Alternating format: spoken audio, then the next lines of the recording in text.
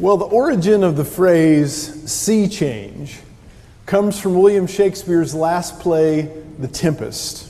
And when we use this phrase, we often mean some sort of subtle turn is happening in life, in business life, in community life, in family life, in church culture, or in the culture at large. The waves are building. The waters are warming. The tides are shifting. The winds of change are blowing. And we see that our world is moving somehow in a slightly different direction. There's been some sort of sea change, and we need to acknowledge it as a people before we move forward.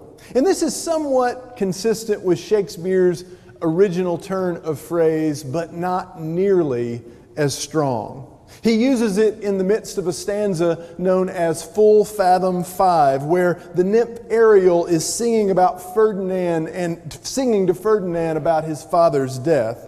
It goes like this: Full fathom 5, thy father lies, of his bones are coral made, those are pearls that were his eyes, nothing of him that doth fade, but doth suffer a sea change into something rich and strange. So there's nothing soft about this oceanic alteration. No, instead it's about the transformation of Ferdinand's body that slowly occurred after his total submersion into the calm and chaos of the sea. The sea took him, changed him, and over time, the sea became a part of him. And now his bones are coral, his eyes are pearls, and his essence has become something rich and strange. And this watery transformation of Ferdinand's body may still be a pretty good metaphor for the increasingly stark sea change that's happening within the body of Christ in America right now. It will likely be many years before we fully understand all of the ways that this pandemic has impacted us since March of 2020. But we don't need years to understand that our environment has undergone a drastic evolution over this past generation. The COVID-19 pandemic has only further accelerated and amplified these changes, which are, of course, in the midst of changing us. New technology, media, politics, tragedy, challenge, innovation, and progress continue to pour into our lives, and as they do, they are altering everything. From the way we learn, to the way we relate to one another, to the way we gather, to the way we do business, and even to the way we experience, embrace, or reject our faith. And as a people of faith, that last issue is something that I think we ought to spend some time focusing on this morning. The challenge of living right now as a people of faith in the midst of this ongoing sea change. Not because change is bad. Change isn't always bad. Sometimes change is good, and often change simply is. So no matter how we assess the nature of it, though, we do need to assess it and reflect on it, because this current sea change has prompted issues that we need to wrestle with as a people, and issues that have made the invitation Psalm 78 is extending to us increasingly difficult to respond to. The psalmist writes, and I'll read it again, I will utter hidden things, things from old, things we have heard and known, things our ancestors have told us. We will not hide them from our descendants. We will tell the next generation of the praiseworthy deeds of the Lord, His power and the wonders He has done. He decreed statutes for Jacob and established the law in Israel, which He commanded our ancestors to teach their children, so the next generation would know them. Even the children yet to be born, and they in turn would tell their children. Then they would put their trust in God and would not forget God's deeds, but would keep God's commands. And then goes on from there, the psalmist does, to name just about every wondrous highlight from the story of God's people.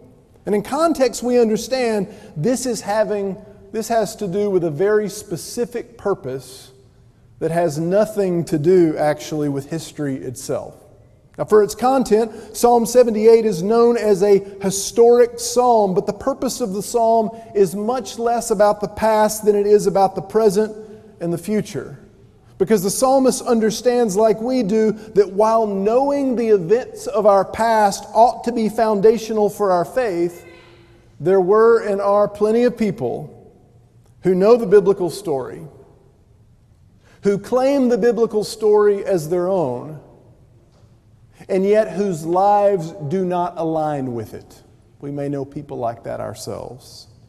And in light of this, the purpose of Psalm 78 is not to educate, but it is to motivate, to inspire God's people to fully live out and pass on their faith. The psalmist says it's not enough to remember our history with God. We need to live in the present with God so that our children will also choose to be present with God in their future. And this seems to be the intent of the psalmist. And his message is even more relevant for us today than it was for them so many years ago. Because today we're experiencing this very significant ongoing sea change, and one notable aspect of the water we're swimming in now is that our children are increasingly choosing against a life of fully committed faith. In her book, Christianity After Religion, Diana Butler Bass talks about the rise of the nuns in our society. And the nuns are an ever-growing group that have chosen, as they have moved into the grooves of adulthood, to reject religious affiliation outright. They're not atheists. Most of them would consider themselves spiritual, but not religious. But when they're asked on surveys to indicate what their particular chosen faith community is, they check the box non-affiliated. No religious affiliation. They choose none. And this is quite different from what we've experienced in the past. It was never abnormal for children to grow up and leave their faith or their church for a time, but the trend was almost always over time for them to come back. Usually when they got married or had children, they would come back to faith and come back to church. And even when this began to happen later in life, it was because people were choosing to get married and have children later. But that trend is changing. The more recent trend has been for more and more young people to leave the church and never come back. And this happens for a variety of reasons. It may be because of an increasingly busy life. Other commitments outweigh faith commitments. It may be because of unsatisfactory answers to their questions. They simply cannot reconcile their struggles with their faith. It may be because someone from their church has wounded them in some way and church does not feel safe anymore. It may be that they perceive too much incongruence between what they understand about Jesus and the prejudices and politics and power struggles that they're seeing in their church. It may be any number of those things, or any number of other things. But what we know is, for whatever reason, it's happening. Statistics are showing that about 50% of the students who graduate from our youth groups will leave church and never come back. Half of our children will grow up, leave the church, and never come back. Don't you think this is something we ought to pay attention to? We ought to. But not, I think, as some sort of doomsday scenario. The church is God's church. The church is not going away. God's people have survived and thrived for centuries, and the church is still doing good work in the world. It's just that sometimes the church, or parts of the church, or churches need to go through a time of refining before they can move forward. And I think that's a little bit of what's going on right now. So what I want us to do today is what I want us to think about is how we, each of us and all of us, might choose to participate in that refining so that we can do a better job of heeding the words of the psalmist and passing on our faith to the next generation. This is what Chap Clark and Karen Powell write about in their book, Sticky Faith. And you can see some quotes from that book on the front of your worship guide, actually. But what the book does is it addresses the phenomenon of slipping faith in our culture by focusing on the principles that still nurture a sticky faith. Why is it that some of our children grow up and sail away from the church and from faith, never to return, while others seem to have a faith that has a bit more Velcro? Here's one of the first things the book says. We ask graduating seniors to rank 5 groups of people in terms of the quality and quantity of spiritual support they receive from them. And those 5 groups were friends inside the youth group, friends outside of the youth group, youth leaders at their church, parents, and other adults in their congregation. And which group do you think they ranked as number 1 in terms of the spiritual influence in their life? Parents. The research shows that there is a significant relationship between parental support and sticky faith. Now, without question, parental support is not the only support necessary to seriously strengthen a child's faith. In fact, beyond peers, the book says that the most significant influence in a child's life is other adults in their congregation who have been loving to them. And this is one of the reasons why our youth workers and our children's workers are so significant. That's why we need you. If you're called and asked to serve in youth and children's ministry, this is why we need you. And this is one of the reasons why intergenerational relationships in our churches are so valuable as well. Children and students desperately need to have faith-filled relationships with people of all ages.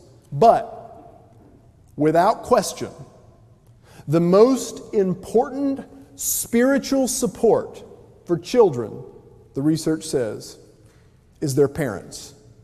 And there's some good news there, because all of us who are parents have the ability to offer support, to help our children engage in a life of faith more than 1 or 2 Sundays a month, which is, by the way, what the trend is right now. To be there for them, to support them, to point them toward Christ. Most of us can choose somehow to do that, to support our children in growing in faith, and that is good news. And actually, if you're a biological or a spiritual parent, there's some even better news, which actually also may feel like scary news to some of you. I know it does to me. The data shows that there is a factor that is much more significant to the faith of your children than what you do for them, how you support them. You know what that is? It's who you are. The research shows that how you express and live out your faith may have a greater impact on your son or daughter than anything else. And this actually shouldn't be too surprising to us. We pick up on what we see. We pick up and absorb what we're around. We emulate these things. One of my favorite quotes from the movie Batman Begins comes early in the movie when Rachel Dawes, Bruce Wayne's childhood friend and love interest, looks at Bruce and says, "Bruce, it is not who you are underneath, but what you do that matters." And most of us know this is true. We're not measured by our children or anyone else by our secret or hidden intentions, but by who we show ourselves to be, by how we live, by what we do. And with our children, this happens, and they emulate it in small and large ways. For instance, at some point in my life, and I still do, I learned to love cereal-flavored milk. I don't know if anybody else has this love, but I learned to love, I don't know why Chateau hasn't included this in one of their special offerings, cereal flavored milk. I think I must have picked this up at some point from my parents. I must have seen them pick up their bowl after a bowl of cereal and drink the milk out of the bowl and finish it off. And I somehow picked up that habit, and I still do it to this day. And I remember though when my children were younger trying to hide this from them because I don't want them to pick up on things that are bad habits and that might create messes that I have to clean up. So what I would do is I would eat my cereal, and then I would walk into the kitchen where they couldn't see me to finish off the bowl. Until one day I forgot. No big deal, right? But I noticed only minutes later that my 2-year-old son Luke then picked up his bowl and dumped it in his lap. He's much better at it now, though. But this holds true in other areas of life as well. What else are they picking up?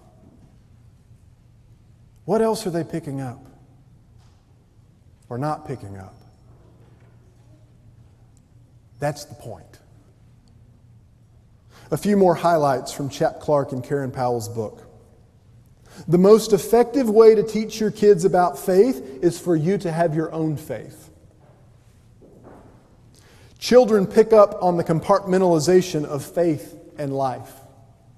So homes in which faith or church and life, everything else, are kept separate are not generally homes where kids develop a lasting faith. Instead, the homes in which parents form rituals, engage in family service projects, have frank conversations about faith are the ones that seem, for the most part, to provide kids with the scaffolding necessary to form their own faith later in life. Next, you must prioritize your faith first if you want to pass on a faith to your children. Put on your mask first, right? You must offer grace and forgiveness to your children as God does to us. You've got to embody the gospel with them. One more. You must build a long-term relationship with your children if you want to have long-term influence with them. Most of us don't think of ourselves as evangelists, right? But what we're learning is all of us who have children in our lives have a great gospel-shaped opportunity to share Christ. And in that, here's the kicker. Your own relationship with God and how you live that out matters more than anything else. Anything else. You can't farm that out. Right? You can't hire that done. So what is it that we need to be doing if we want to pass on a sticky faith to future generations? Well, we need to be the people we're praying for our children to become. We need to strive with every fiber of our being for Christ's likeness. And what might that mean for us? Well, basically it means you try. It means you try. None of us are a finished product. All of us need God's grace to be or do anything that will matter for Christ in this world. And even if we are excelling in our walk with Christ, it doesn't mean that our children will actually choose lives of faith. There is no guarantee. And that's hard. So what do? We try. We try. We try to know the story of God. We spend time daily studying Scripture. We participate in corporate worship. We invest in a small group Bible study. We try. We try our best to know the one behind the story. We spend time daily in prayer with Jesus. We work on our relationship with God. We try. We try because we know that we have to work at any relationship worth having, and we try because we know a relationship with Jesus is worth savoring.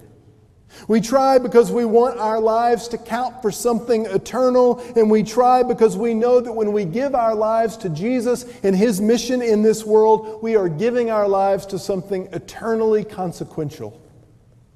And we try because we know deep down within us that we want what Jesus wants. We want what's best for this world. And we want what's best for those we love in this world. We want what's best for our children. We try. So we try. Jesus said, "Let the little children come to me, and hinder them not." And it's becoming clear that the most important thing that we can do to bring our children to Jesus is to live like children of Jesus. And if we'll do that, if we'll choose to begin to truly live as God's people in this world, we just may create a sea change, and with it, a new inheritance for our children. A sticky, life-giving, life-altering faith. How will you respond to the invitation of God through the psalmist today?